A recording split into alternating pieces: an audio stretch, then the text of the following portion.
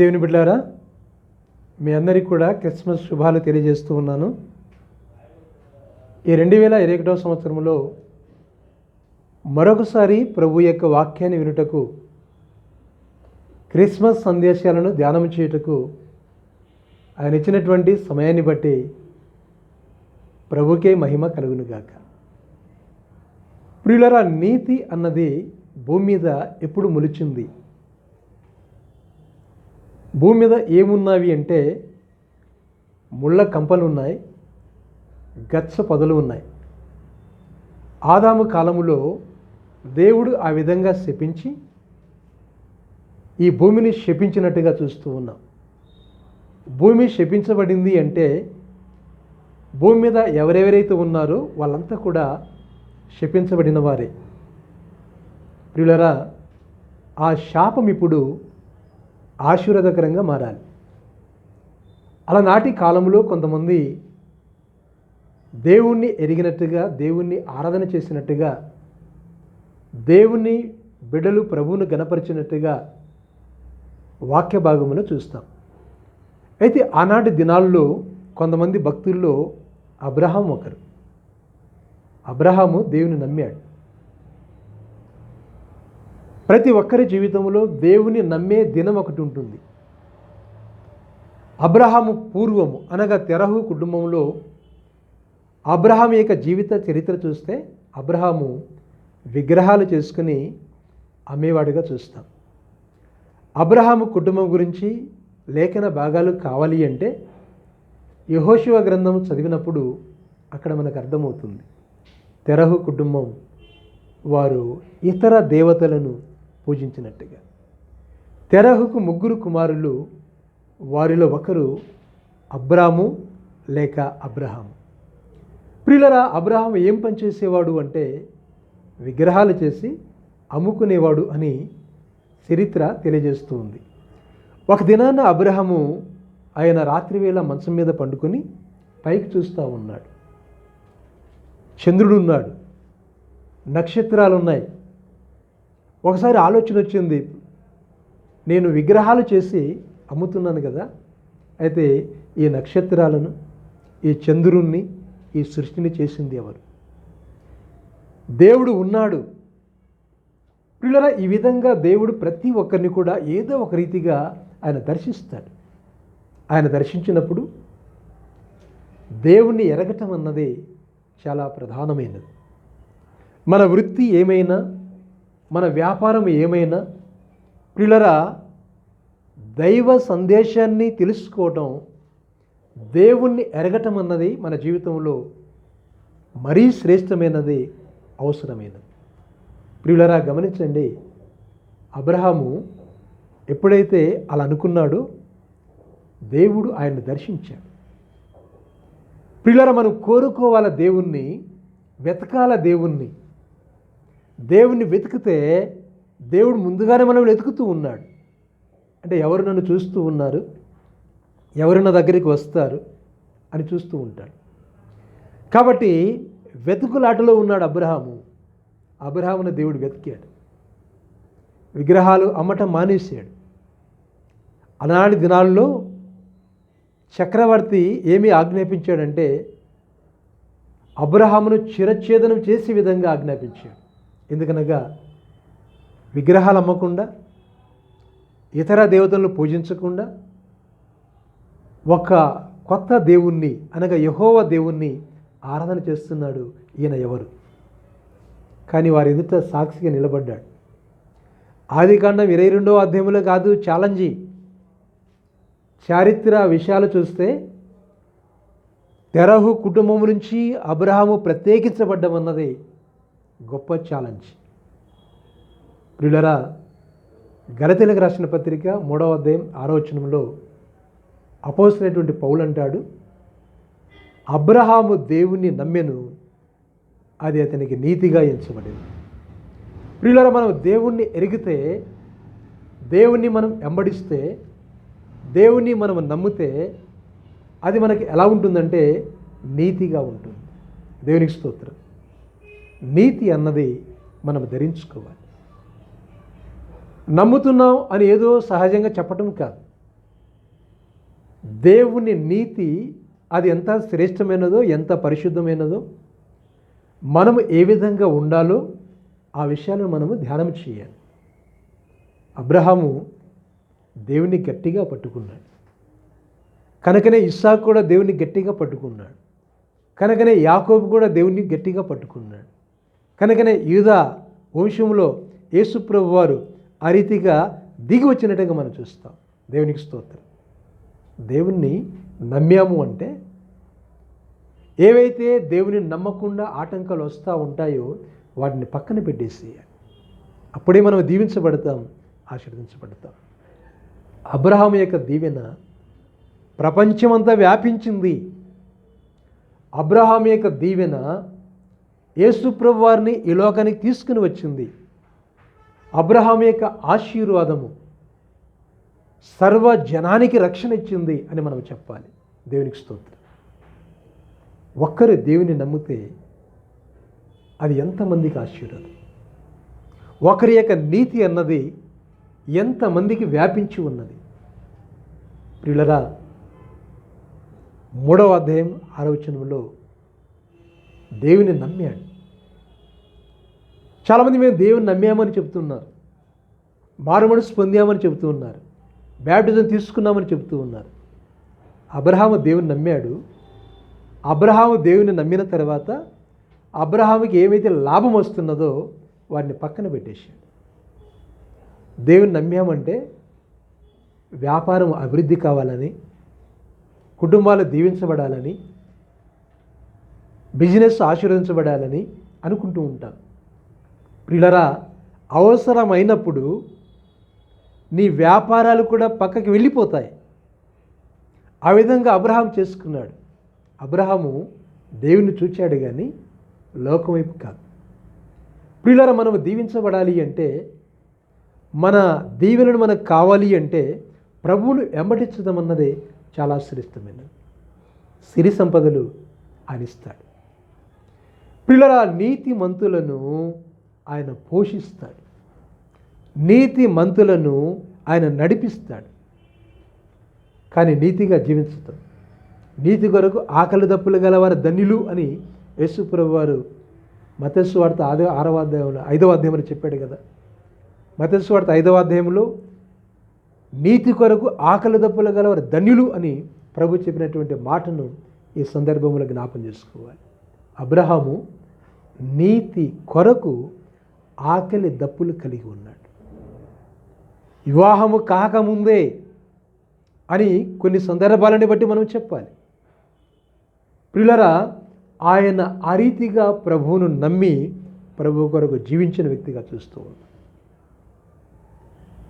వివాహము అయిన తర్వాత ప్రభువుని నమ్మాడా, వివాహము కాకముందు ప్రభువుని నమ్మాడా అన్న విషయాలు మనకంతగా తెలియదు. కానీ ప్రియులరా, గమనించండి. కనుక దేవుని యొక్క వాక్యాన్ని చూసినప్పుడు అబ్రహాము నీతి అన్నది అంతటితో ఆగిపోలేదు. ఒక వ్యక్తి రక్షణ పొందితే, ఒక వ్యక్తి యేసు రక్తము చేత కడగబడితే, ఒక వ్యక్తి నీతిమంతుడి అవుతే ఆ నీతి అన్నది భూలోకమంతా వ్యాపిస్తూ ఉంది. నువ్వు ఏ స్థలములో ఉన్నా, ఎక్కడ ఉన్నా, ఆ యొక్క స్థలాల్లోనికి అనేక స్థలాల్లోకి ఆశీర్వాదం అన్నది వెళ్ళిపోతుంది.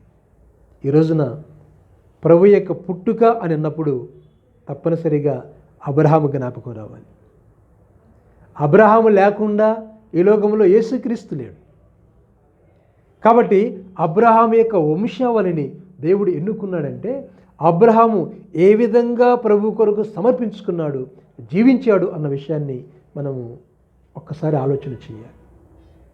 ప్రియులరా, అలా గట్టిగా నిలబడ్డాడు గనుక అబ్రహాము యొక్క పేరు బైబిల్ గ్రంథంలో ఆదికాండం 22వ అధ్యాయంలో, ఇక్కడ గలతీయులకు రాసిన పత్రిక 3వ అధ్యాయం 6వ వచనంలో, రోమీయులకు రాసిన పత్రికలో ఇలా మనము అక్కడక్కడ మనం చూస్తాం.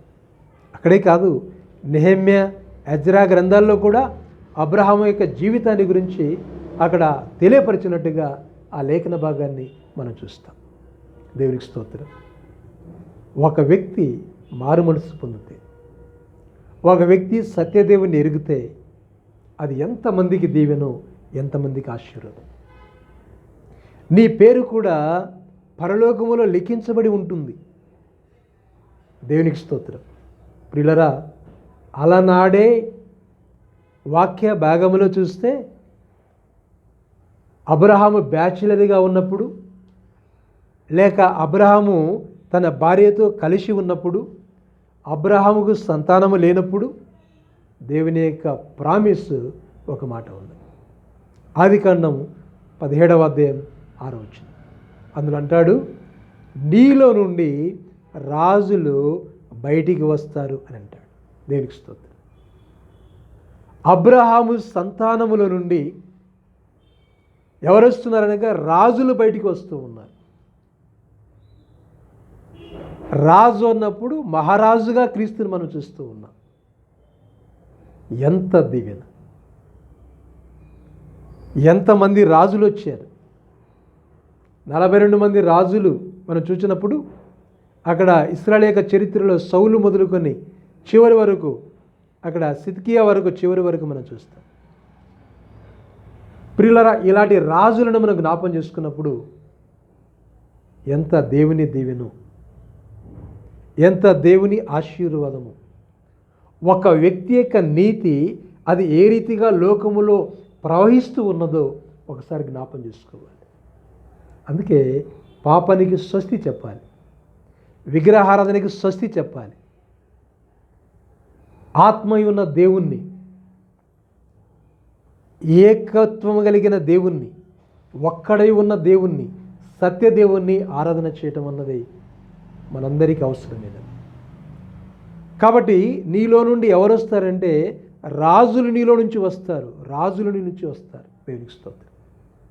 ప్రియులరా, ఆదికాండం 22వ అధ్యాయంలో దేవుడు ఒక గొప్ప పరీక్ష పెట్టాడు అబ్రహాముకి. ఆ పరీక్షలో ఆయన విన్ అయినట్టుగా చూస్తాం. అబ్రహాము భార్య శారా, అబ్రహాము శారాయి శారా. దేవుడైతే ప్రామిస్ చేశాడు, రాజులు నీలో నుంచి వస్తారు. ఎంత గొప్ప ఆశీర్వాదం. ప్రపంచాన్ని ఏలే రాజు నీలో నుంచి వస్తాడు అనగా ఎవరిని చూస్తున్నామనగా క్రీస్తుని చూస్తూ ఉన్నాం. ప్రియులరా, దేవుని యొక్క వర్తమానమును ఇక్కడ పరీక్ష అన్నాము కదా. 99 ఏండ్ల వయస్సులో, 100 ఏండ్ల వయస్సులో అబ్రహాముకి దేవుడు సంతానం ఇచ్చాడు. నవ్వుల కుమారునిచ్చాడు, బలి అడిగాడు. అబ్రహాము జీవితంలో అబ్రహామే దేవునికి బలిగా సిద్ధపడ్డాడు. ఇక అబ్రహాముకి ఏమైతే ఉన్నాయో అవన్నీ కూడా దేవునికి అర్పించడానికి సిద్ధపడతాడు. దేవుణ్ణి ఎంతగా ప్రేమిస్తున్నాడు అబ్రహాం. బైబిల్ గ్రంథంలో మొట్టమొదట అక్కడ అంటే అర్పించడానికి అబ్రహాము జీవితంలో దేవునికి బలిపీఠం కట్టాడు. ఆ బలిపీఠం దగ్గర ఇస్సాకును బలిచ్చేదానికి మనం చూస్తూ ఉన్నాం. ప్రియులరా, అంతకుముందు కొంతమంది బలిపీఠాలు కట్టారు, నోవహు కాలంలో చూస్తాము. కానీ ఇక్కడ ఈ బలిపీఠం తన కుమారుని బలి ఇవ్వడానికి ఆ బలిపీఠాన్ని కట్టినట్టుగా చూస్తాం. ఎంత గొప్ప కార్యం. ప్రియులరా, ఏమైనా దేవుడికి ఇస్తాడు, ఏమైనా దేవునికి సమర్పిస్తాడు. కనుక అబ్రహాము ఏ విధంగా దేవుణ్ణి ప్రేమిస్తాడో దావీదు కూడా అదే రీతిగా దేవుణ్ణి ప్రేమించేవాడు. అంటే దేవునికి ఇచ్చే విషయంలో, సమర్పించుకునే విషయంలో, తన జీవితాన్ని ఇవ్వడంలో ఘనుడు అబ్రహాం. అందుకే బైబిల్ వాక్యాన్ని మనం గమనించినప్పుడు ఆదికాండం 22వ అధ్యాయం 12వ వచనములో, దీనిని బట్టి నీవు దేవునికి భయపడేవాడవని నేను ఎరిగి ఉన్నాను అని దేవుడు అంటాడు. నాకు కనబడుచున్నది అంటే పరీక్షలో ఏమయ్యాడంటే విజయాన్ని పొందాడు. అమ్మో, 100 ఏండ్ల వరకు గొడ్రాండ్రుగా ఉన్నారు. అలాంటి యొక్క జీవితం, అలాంటి జీవితంలో నవ్వుల కుమారుణ్ణి దేవుడిచ్చాడు. ఆ నవ్వుల కుమారుణ్ణి ఏడ్పు జీవితంలోకి తీసుకుని వెళ్ళిపోయాడు. అంటే క్రైస్తవ జీవితంలో, దేవుని బిడ్డల జీవితంలో ఆనందం ఉంటుంది, దుఃఖము కూడా ఉంటుంది. కానీ దైవ చిత్తానుసారమైన దుఃఖము రక్షణ ఆనందాన్ని కలిగింపజేస్తూ ఉంది అని పౌలు గారు చెప్పినట్టుగా వాక్యములు చూస్తూ ఉన్నాం. దేవునికి స్తోత్రం. కాబట్టి ప్రియా సోదరి సోదరులారా, ఇక్కడ అబ్రహామును జ్ఞాపం చేసుకున్నప్పుడు ఎంతగా దేవుడు దీవించాడు. దేవుడు అంటున్నాడు, నీవు నాకు భయపడేవాడవని నేను ఎరుగుదును అన్నాడు. దేవునికి స్తోత్రం. పిల్లరా, దేవునికి భయపడాలి. దేవునికి భయపడేవాడు పాపము చేయడు. దేవునికి భయపడేవాడు ఆరాధన చేస్తాడు. దేవునికి భయపడేవాడు దేవుణ్ణి వెంబడిస్తాడు. ఏదో క్రిస్మస్ వచ్చింది ఆరాధన చేస్తున్నాం అని ఏదో చేతులతో చేసే ఆరాధన కాదు, హృదయముతో చెప్పే ఆరాధన కాదు. ఆరాధన అనగా క్రియల రూపకముగా అబ్రహాము యొక్క జీవితాన్ని పోలి మనము నడిచినప్పుడు అది ఎంతో దీవెన, ఎంతో ఆశీర్వాదం. అబ్రహాము దేవుణ్ణి నమ్మాడు, అది అతనికి నీతిగా ఎంచబడింది. నీవు నేను దేవుణ్ణి ఎరిగాము, నమ్మాము, కానీ నీతిమంతులుగా మనము కనిపిస్తూ ఉన్నాము. దేవుని నమ్మామంటే పాపం చేసేవారిగా మనం ఉండకూడదు. కాబట్టి ప్రియ దేవుని బిడ్డలారా, దేవునికి భయపడేవాడు అని చూస్తున్నాం. అంత మాత్రమే కాదు, ఆదికాండం 22వ అధ్యాయము 18వ వచనాన్ని చూసినప్పుడు, నీవు నా మాట వినినందున భూలోకములో ఉన్న సమస్త జనులు నీ మూలముగా ఆశీర్వాదించబడును. దేవునికి స్తోత్రం. లోకములో ఉన్న జనులు దీవించబడతారు, ఆశీర్వదించబడతారు. ఎలా అనగా అబ్రహాము ద్వారా. అబ్రహాము ఏ దేవుణ్ణైతే నమ్మాడో ఆ దేవుణ్ణి ఎవరైతే నమ్ముతారో వాళ్ళంతా దీవించబడతారు. ప్రియులరా, ఈ రోజున ప్రపంచమంతా దీవించబడింది అని అనగా అది దేవుని యొక్క దీవెన. ఈ రోజున సువార్త ప్రపంచంలోకి రావటం ద్వారా ఎన్నో దీవెనలు. సువార్త ద్వారా చదువు వచ్చింది, సువార్త ద్వారా ఆరోగ్యం వచ్చింది, సువార్త ద్వారా బ్యాంకులు వచ్చాయి, సువార్త ద్వారా పత్రికలు వచ్చాయి, సువార్త ద్వారా టెక్నాలజీ ప్రయాణాలు వచ్చాయి. ఇలా సువార్త ద్వారా ఎన్ని వ్యాపించాయో. ఈరోజున భారతదేశం విద్య, వైద్య ఇవన్నీ ఎలా వచ్చాయి? ఎప్పుడైతే దేవుని సువార్త వచ్చిందో సువార్త మూలముగా ఇవన్నీ వచ్చాయి. బైబిల్ గ్రంథంలో ఎప్పుడో రాయబడి ఉన్నది, అబ్రహాము దేవుని నమ్మాడు కనుక అబ్రహాము యొక్క దీవెన ప్రపంచమంతటి మీదకి రావాలి అంటే, లోకమంతా ఆశీర్వదించబడాలంటే దేవుని సువార్త. ప్రియులరా, నీ మూలముగా లోకములోని సమస్త జనులు దీవించబడతారు.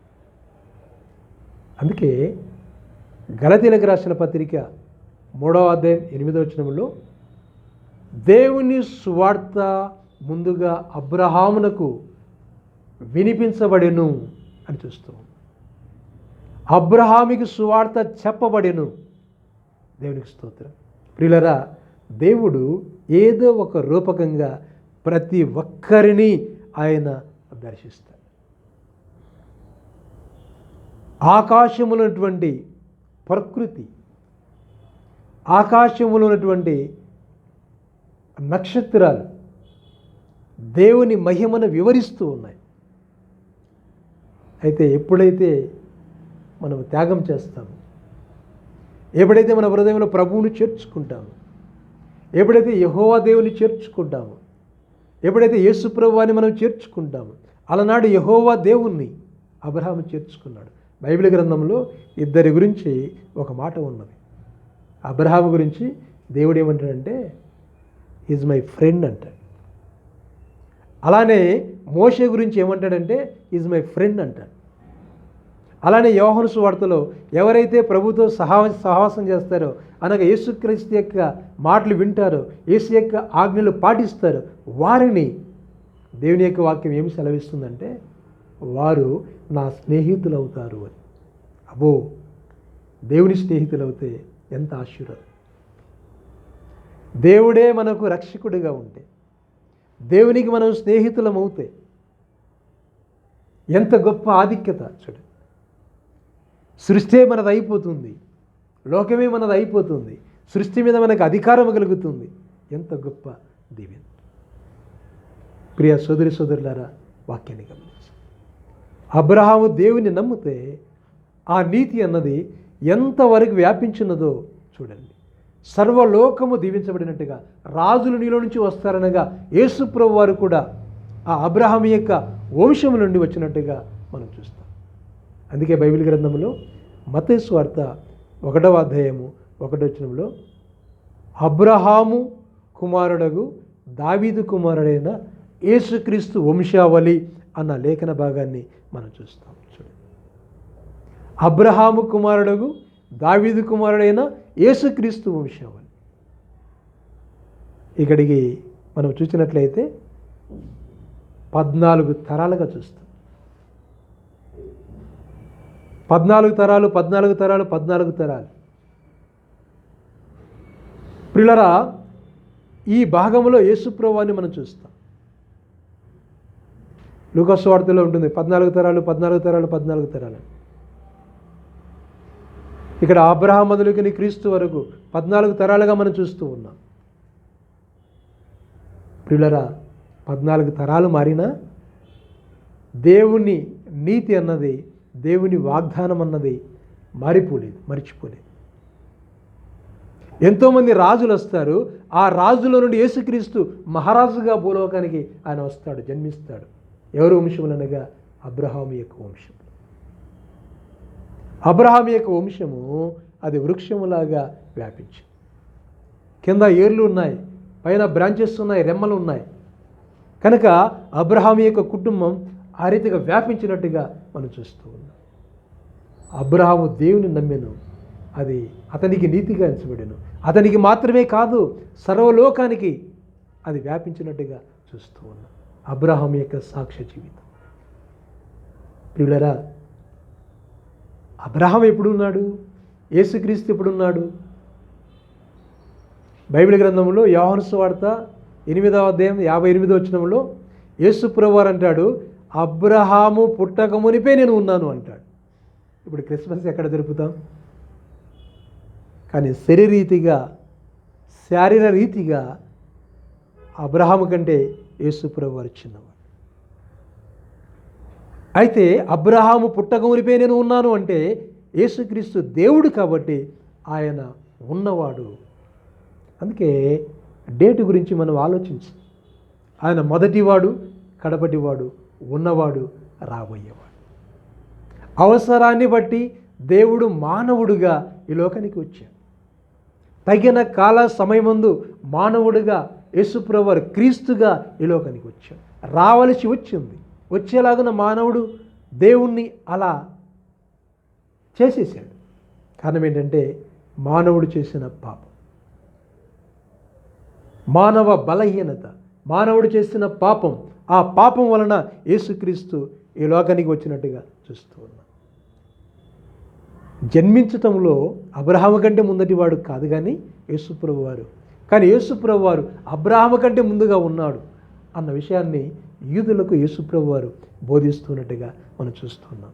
ప్రియ సోదరి సోదరులారా, గమనించండి. అబ్రహాం ఎక్కడ ఉన్నాడో, ఇస్సాకు ఎక్కడ ఉన్నాడో అక్కడ యేసుక్రీస్తు ఉంటూ వచ్చాడు. అబ్రహాము కుమారుడు ఇస్సాకు. హెబ్రీయులకు రాసిన పత్రిక 11వ అధ్యాయం 19వ వచనంలో విశ్వాసమును బట్టి అబ్రహాము ఇస్సాకును బలిగా అర్పించి మృతులలో నుండి మరలా పొందెను అని చూస్తూ ఉన్నాం. విశ్వాసమును బట్టి అబ్రహాము ఇస్సాకును అర్పించి మృతులలో నుండి మరలా పొందెను అని అనగా అక్కడ ఎవరిని చూస్తున్నాం అనగా ఇస్సాకు స్థానంలో యేసు ప్రభువుని చూస్తూ. అబ్రహాము నీతిమంతుడు అయ్యాడు అంటే ఇస్సాకు ద్వారా. అలాంటి సమర్పణ ఇస్సాకు ద్వారా అంటే యేసుక్రీస్తు ద్వారా అని అర్థం, అనగా దేవుని ద్వారా అని అర్థం. అక్కడ ఆత్మీయముగా తండ్రి అయిన దేవుడు, కుమారుడైన క్రీస్తుగా మనం చూస్తూ. ప్రియ సోదరి సోదరులారా, అబ్రహాము దేవుని నమ్మాడు, అది అతనికి నీతిగా ఎంచబడి ఉంది. ఎక్కడో ఉన్నటువంటి అబ్రహాం, దేవుణ్ణి ఎరగనటువంటి అబ్రహాం, విగ్రహాధన చేసేటువంటి అబ్రహాం, ఆ అబ్రహామును దేవుడు ఎంతగా వాడుకొని ప్రపంచానికే మూలపురుషుడిగా, ఆదాము అని చెప్పలేదు, అబ్రహాము కుమారుడు దావీదు కుమారుడైన యేసుక్రీస్తు వంశావళి చూడండి. అనగా దేవుని నమ్మితే ఎన్ని లాభాలు, ఎన్ని ఆశీర్వాదాలు. ప్రపంచమంతా దీవించబడాలి కనుక యేసుప్రభువు వారు తగిన కాల సమయమందు ఆయన ఈ లోకంలో జన్మించాడు. ఆయన జన్మ లోకానికి ఎంతో వెలుగునిచ్చింది. లోకము యూదులు యేసుప్రభువు వారిని ఆయన్ను శిక్షించారు. అన్యజనులు ఆయన శిలవకు ఆయనను అప్పచెప్పారు. చూస్తూ యూదులు అప్పచెప్పారు, అక్కడ అన్యజనులు అంటాడు, అన్యజనులు. కానీ అన్యజనులంతా కూడా దీవించబడాలనగా యేసుప్రభువు వారి రక్తం. మనం నీతిమంతులం కాదు, అపరిశుద్ధులము, పాపులం. అబ్రహాం కూడా నీతిమంతుడు కాదు. అబ్రహామును నీతిమంతుడిగా తీర్చినది దేవుడు. అబ్రహాము దేవుని నమ్మాడు కనుకనే నీతి అబ్రహాములోనికి వచ్చేసి. ప్రియ సోదరి సోదరులారా, అబ్రహాములోనికి వచ్చిన నీతి యేసుప్రభువు వారిగా శరీరధారిగా నేడు ఈ లోకానికి వచ్చింది. ఈ లోకానికి వచ్చి కూడా 2021 సంవత్సరం అయింది. దేవునికి స్తోత్రం. ఇంకా లోకములో ఉన్నావా? పాపములో ఉన్నావా? అనీతిమంతుడిగా ఉన్నావా? రక్షణ లేదనుకుంటున్నావా? ఇదిగో యేసుప్రభువు వారి నీ కోసం వచ్చాడు. యేసుప్రభువు వారి రక్షణ దిగి వచ్చి ఉన్నది. నీతిమంతుడైనటువంటి యేసుక్రీస్తు ఈ లోకంలో ఆయన నీతిని మనందరికీ ఇవ్వడానికి వచ్చాడు. ఆయన గొర్రె పిల్లలాగా వచ్చాడు. ఆయన రక్తము చేత మనం నీతిమంతులం అవుతూ ఉన్నాం. దేవునికి స్తోత్రం. యేసుప్రభువు వారు జన్మించినప్పుడు ఎలాంటి రక్తం వచ్చిందో తెలియదు. యేసుప్రభువు వారు జన్మించినప్పుడు మరియ రక్తం ప్రవహించినది. కానీ యేసుప్రభువు వారు మరణించినప్పుడు దేవుని రక్తము పరిశుద్ధమైన రక్తం. ప్రియులరా, ఇటీవల గొల్గాతాలో అక్కడ ఆ రాళ్ళ కింద రక్తం అక్కడ ఉండింది, గడ్డ కట్టి ఉంది. దాన్ని తీసుకుని వెళ్ళి ల్యాబ్లో చెక్ చేస్తే ఆ రక్తము ప్రత్యేకమైన రక్తముగా, సజీవమైన రక్తముగా తేలినట్టుగా సైంటిస్టులు చెప్తూ ఉన్నారు.